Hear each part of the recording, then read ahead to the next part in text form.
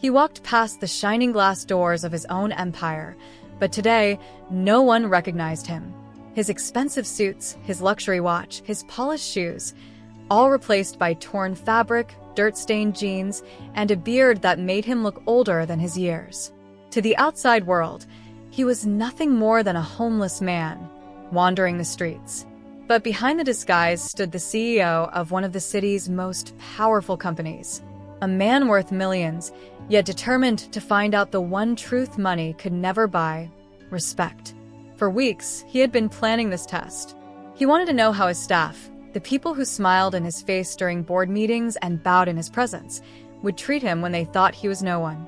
Would they show kindness, or would their true colors come out? He knew that in suits and ties, everyone pretended, but he wasn't interested in the pretense anymore.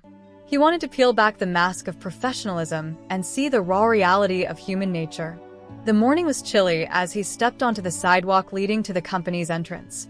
He clutched an old, beaten-up bag, pretending to search for food. The security guard at the front gate noticed him first.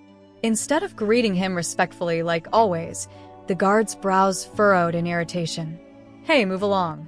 You can't stand here," the guard barked, waving him off like an unwanted dog. The CEO lowered his gaze, playing the part of a helpless man. I just wanted to ask if there's any work inside. Anything at all." The guard laughed coldly. "Work? Dressed like that? Don't waste my time. Get lost before I call the police." A sting shot through the CEO's chest. This was the same guard who once held the door open with a smile, the same man who used to nod respectfully when he arrived in his limousine. Now, without the suit, without the status, he was invisible, worse, disposable. He didn't argue. He shuffled forward, entering the lobby as another group of employees walked past him. He recognized every single face.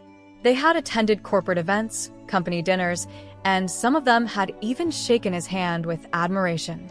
But today, not one of them looked at him.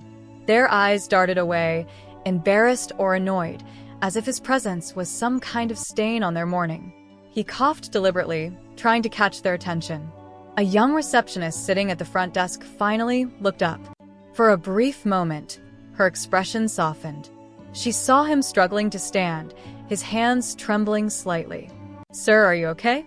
Do you need water?" she asked gently. The CEO's eyes glistened. Here, in a building filled with ambition and greed, was someone who still had empathy. He nodded weakly, and she rushed to get him a glass of water. Her colleagues whispered, rolling their eyes at her, some even giggling as though she had done something ridiculous. "Why are you wasting time on him?" one of them muttered. "He doesn't belong here." But the receptionist ignored them, placing the glass of water carefully in front of him. "Please drink this. You look like you haven't eaten in days." The CEO wanted to thank her, but he stayed silent, letting the moment sink into his heart. This was what he was here to see: the hidden kindness, the quiet humanity that existed even when no one was watching. Minutes later, he tried approaching a group of managers who were heading upstairs. "Please," he begged softly, "I'll do anything. Cleaning, carrying boxes. I just need a chance." One of the managers wrinkled his nose in disgust. "This is a corporate office, not a shelter. Go find charity somewhere else." The CEO lowered his head, his disguise shielding the flicker of disappointment in his eyes. Another manager scoffed. "Honestly, they should stop people like you from even walking in. It ruins the company's image." Their words echoed louder than any boardroom applause he had ever received. He realized in that moment how fragile respect really was. It wasn't for him as a person, it was for the wealth, the title, the power he carried. Strip all of that away, and he was just another man dismissed without thought. But he kept walking, testing more and more staff. Some avoided him completely. Some laughed. A few whispered insults under their breath, thinking he couldn't hear. Each reaction cut him deeper, not because it revealed who they were to him, but because it revealed who they were to themselves. Hours passed. His body ached from standing, his throat dry from repeating the same request for work. But through it all, one thought stayed clear in his mind. This was the only way to know the truth. And then it happened.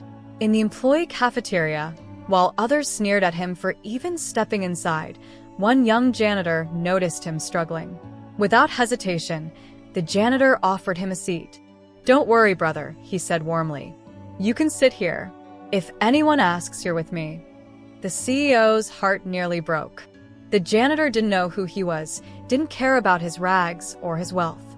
He simply saw a man in need and chose kindness. He even slid a portion of his own lunch across the table, smiling as though it was the most natural thing in the world. "You look hungry. Eat." "I'll be fine," the janitor insisted. The CEO's throat tightened. He wanted to reveal himself right then, to tell this humble man that his life was about to change forever. But he stopped himself. The test wasn't over yet. There were more people to observe, more truths to uncover. Still, that single act of kindness burned like a flame in the darkness of everything else he had witnessed. A flame he knew would grow brighter in the chapters ahead. Little did the staff know, the homeless man sitting quietly in their midst was the very owner of the building they worked in. And soon, their actions, their cruelty, their kindness, their choices would come back to them in ways they could never imagine. Because this wasn't just a test. This was the moment that would define their future. The cafeteria grew silent when the homeless man sat at the table with the janitor. Some employees turned away in disgust, others whispered behind their hands, but none of them dared to confront him directly. To them, he was invisible. To him, they had already revealed everything he needed to know. As he sipped water from a paper cup, he watched carefully. Every laugh, every cruel smirk, every act of indifference was etched into his memory. But his disguise was holding strong. No one suspected that beneath the ragged clothes sat the man who signed their paychecks, who had built this empire from nothing, who controlled their future. The janitor leaned in, lowering his voice. "People can be harsh, brother. Don't mind them. Not everyone understands how quickly life can change. Today it's me, tomorrow it could be them." The CEO's eyes softened. There was wisdom in those words, wisdom that none of the polished executives upstairs seemed to have. He nodded, grateful for the kindness, even though his heart ached from the cruelty he had seen all morning. Moments later, 2 employees entered the cafeteria carrying trays of expensive lunch boxes. The CEO recognized them instantly, senior team leaders, the kind who often bragged about loyalty and respect in meetings. They spotted him and burst into laughter. "Look at this. We're running a shelter now," one of them sneered. "Careful, or he might beg you for a raise," the other mocked, his voice loud enough for the room to hear. The cafeteria echoed with chuckles from those who thought the joke was safe to enjoy. The janitor stiffened beside him, clenching his fists. But the CEO raised a trembling hand to stop him, silently signaling, "Let it go."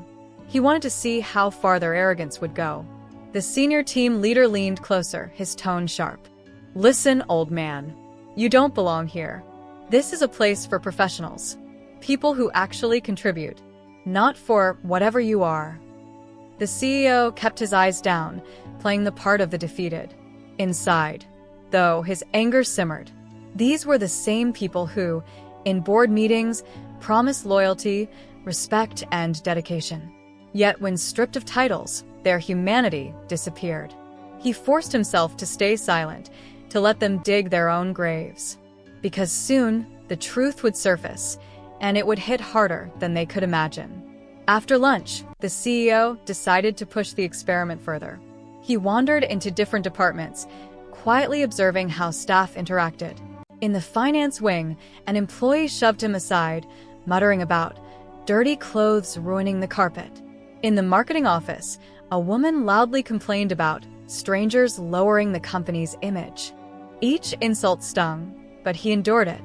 He wasn't just testing them, he was collecting their true character, piece by piece. But then something unexpected happened. As he walked past the design studio, struggling to carry his worn-out bag, a young intern rushed over. Her eyes filled with concern. "Sir, are you all right? You look exhausted," she said softly. The CEO nodded, pretending to be weak. She quickly offered him a chair. "You shouldn't be wandering like this. Let me get you something to eat." Before he could respond, She dashed out, returning minutes later with a sandwich she had bought with her own money. She placed it in front of him without hesitation. "Please take this." "I insist," she urged. His throat tightened.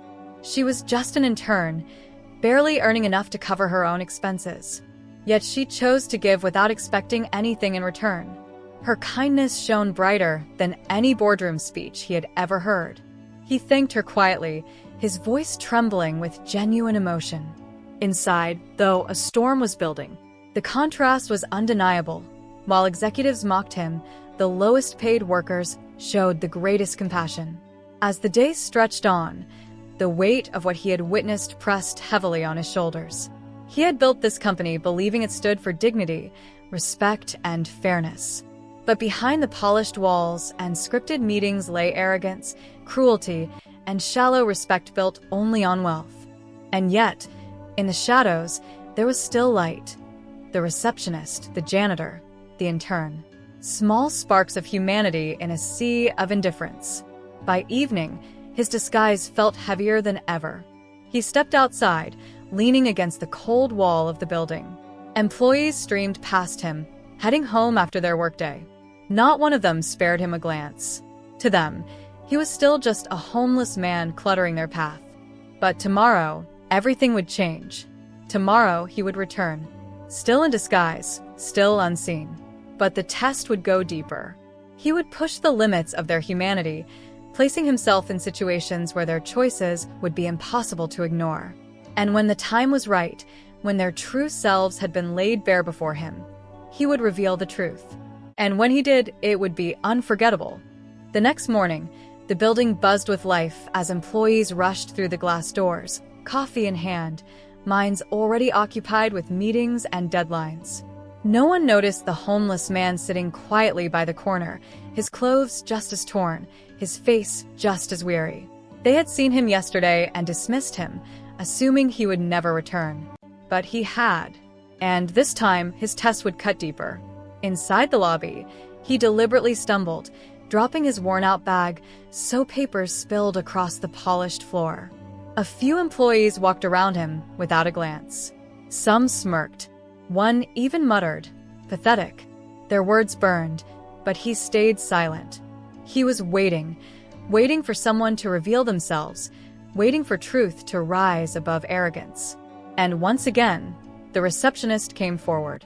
She knelt beside him, picking up the papers with care. "Don't worry, sir. I'll help you," she said softly. Her colleagues rolled their eyes, whispering cruel jokes, but she ignored them. He watched her closely, memorizing every act of kindness. She didn't know it yet, but her small gesture would soon change her life forever. Later that day, he entered the staff lounge, where several employees were laughing over their lunch. The moment they saw him, the room fell silent. Then the mocking began. "Back again," one snorted. "Maybe he thinks he's part of the team now," another joked. Their laughter grew louder, filling the room with cruelty. But then, the janitor walked in. His eyes narrowed at the scene. Without hesitation, he placed his tray down and sat beside the disguised CEO. "Pay no mind to them," the janitor said firmly. "People forget what really matters. You're welcome at my table." The CEO felt a lump in his throat. For the second time, this humble man had stood up against the tide of arrogance. And still, he didn't know he was speaking to the very man who owned the company. But the final test was yet to come. By evening, the CEO arranged for a small setup in the conference hall. He instructed one trusted confidant, someone outside the company, to call for an emergency staff meeting. Everyone gathered, buzzing with confusion. They expected another strategy talk, another lecture on performance. But instead, they found themselves staring at the same homeless man they had mocked and ignored for 2 days. Murmurs filled the room. Some frowned, some laughed nervously, and others whispered, "Why is he here?" The CEO stood at the front, silent, letting the weight of their stares press down. Then slowly he reached into his bag. From the torn fabric, he pulled out a familiar object, his gleaming gold watch. Gasps echoed through the hall. He straightened his posture, lifted his chin, and in that instant, The transformation was undeniable. The man they had mocked was their CEO. The room froze. Faces turned pale. Some employees tried to hide behind their colleagues. Others stared in horror. The receptionist covered her mouth in shock, while the janitor and the intern exchanged confused glances. The CEO's voice cut through the silence, deep and steady. For the past 2 days, I walked among you not as your leader, not as a wealthy man, but as someone with nothing. And in those 2 days, I saw more truth than in all the years of board meetings combined. The room trembled with tension. Beads of sweat formed on foreheads. The CEO's eyes swept across the crowd, pausing on those who had mocked him the loudest. When I had no suit, no car, no title, you showed me who you really are. Some of you turned your backs. Some of you laughed. Some of you treated me as less than human. And yet, his gaze shifted to the receptionist, the janitor, and the intern. A few of you chose kindness. When no one was watching, when there was nothing to gain, you showed respect. That is true character. A heavy silence hung in the room. Shame weighed on the shoulders of those who had failed. The very employees who had bowed to him in meetings now couldn't lift their eyes. The CEO stepped closer, his voice growing sharper. Respect given only to power is not respect, it is fear. And fear builds nothing. But respect for humanity, that builds everything. Then, he turned to the receptionist. You offered me water when others mocked me. From this day forward, you are promoted. Not for your skills on paper, but for your heart. Her eyes filled with tears. She covered her face, unable to believe what she was hearing. Next, he faced the janitor. You gave me a seat. You shared your food. You treated me like a brother. From today, you are no longer a janitor. You will be trained, supported, and placed where your loyalty and compassion can shine. This company needs men like you. The janitor's hands shook, his voice breaking as he whispered, Thank you, sir. I don't know what to say. Finally, he looked at the intern. You gave me your own meal, even though you had so little yourself. That generosity will not be forgotten. Your internship ends today, not because you've failed, but because you've earned a permanent position in this company. The young intern's eyes widened in disbelief. Tears streamed down her cheeks as her colleagues looked on, stunned. But the CEO wasn't finished. His expression hardened as he turned to the managers who had insulted him. And as for those who mocked, insulted, and turned away, you have no place here. This company will not be built on arrogance and cruelty. Consider this your last day. Gasps filled the room again. The guilty employees begged, their voices trembling, but the CEO remained firm. If you cannot respect a man without wealth, you do not deserve to stand beside me when wealth surrounds you. The decision was final. The room remained silent, heavy with lessons learned. The CEO removed his disguise completely, standing tall in his true form. This company is not about numbers or power alone. It is about dignity, about respect, about how we treat those who have nothing. That is the culture I want. And if anyone cannot live by it, the door is right there. He left the room, his footsteps echoing with authority. Behind him, employees sat frozen, their lives forever changed by what they had witnessed. The receptionist wept with joy. The janitor whispered prayers of gratitude. The intern held her head high with new confidence. And those who had failed hung their heads in shame, knowing they had lost everything. Not because of incompetence, but because of who they truly were. The CEO had proved his point. Wealth and power could buy respect, but only humanity could earn it. And now, his company would rise, not on fear, not on arrogance, but on dignity. The story of the homeless man who was secretly the CEO spread far beyond those walls. Employees shared it with their families. Strangers heard it and were moved. And soon, the world came to know that one company had been built not just on success, but on the most valuable asset of all, compassion. Because sometimes the greatest test isn't in profits or power, it's in how you treat the person who has nothing to give you in return.